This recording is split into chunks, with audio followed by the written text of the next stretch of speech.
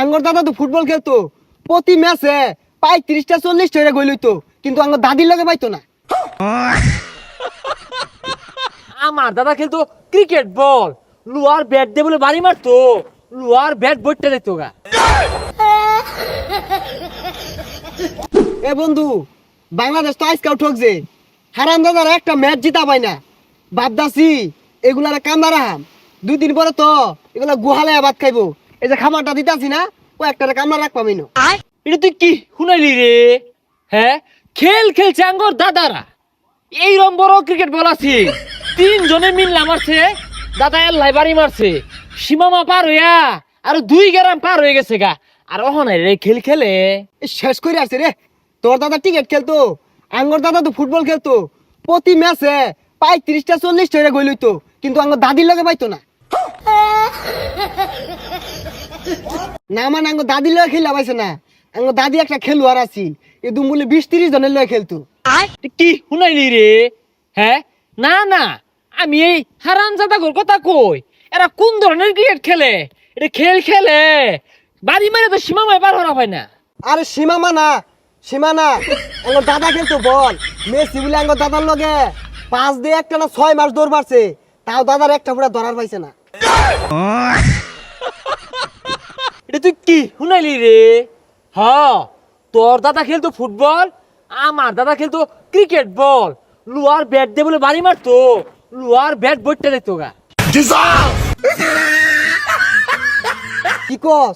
তোর দাদা এদুম প্লেয়ার আছিল, আঙ্গর দাদাও বেড়া খেলোয়াড় আছিল।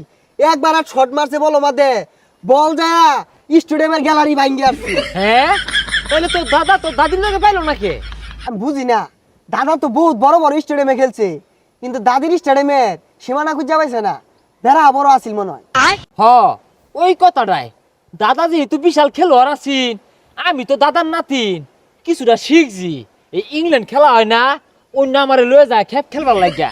আর ইংল্যান্ডের সরকার না, ছোটখাটো খেলা হইলে আমারে ডাক দেওয়া ছাড়া খেলা শুরুই করে না, ওই খেলাটাই খেলি আমি। হ, আঙ্গর দাদা আমার যাইতে সময় শিখাইতে হয়ে গেছে, কইলো নাতিন দেখ, আমি তো বেড়া খেলোয়াড় আছিলাম, তোর তো ওল লাগবো।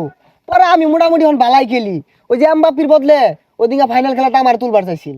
হ্যাঁ, আমারটাও না, ও বিরাট কোহলি আছে না, আর আপ পাকিস্তানের যে রাশেদ খান আছে, এরা বুদ্ধি পরামর্শ নেয়, আমি আবার শিখাই দিই কিভাবে মারলে বাউন্ডারি হইব, কিভাবে মারলে ৬ ছক্কা হইব, ওগুলো পরামর্শ দিই।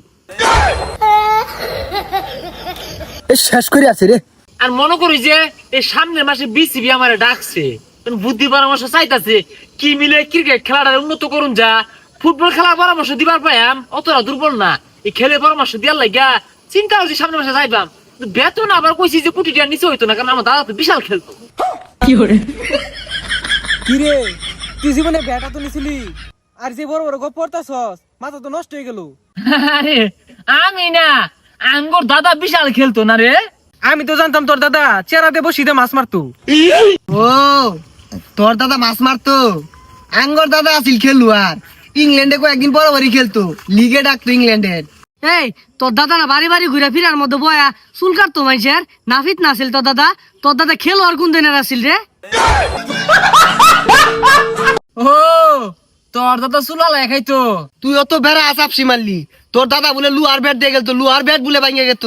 এই তোর বংশের মধ্যে কেউ টিকার বলা হাতে নিছে, আর ইনো বড় বড় গপ করস, এই তোর দাদা জীবন এই রাখে তো খেললা দেখছে, আইরা বড় বড় গপ্প মারাইতাছ, যাইতাছ। বন্ধু এগুলো বলতো না, আমরা যাই গিয়া। না, এখন লাগে আঙ্গুর বন্ধু না। হ্যাঁ, আমরা যে খেল খেলছি আঙ্গুর দাদারাও খেলছে, আমরা না বাংলাদেশ ক্রিকেট খেলা ফুটবল খেলা পরিবর্তন ঘটাইবা। হ্যাঁ, আমার দাদা আছিল খেলুয়ার,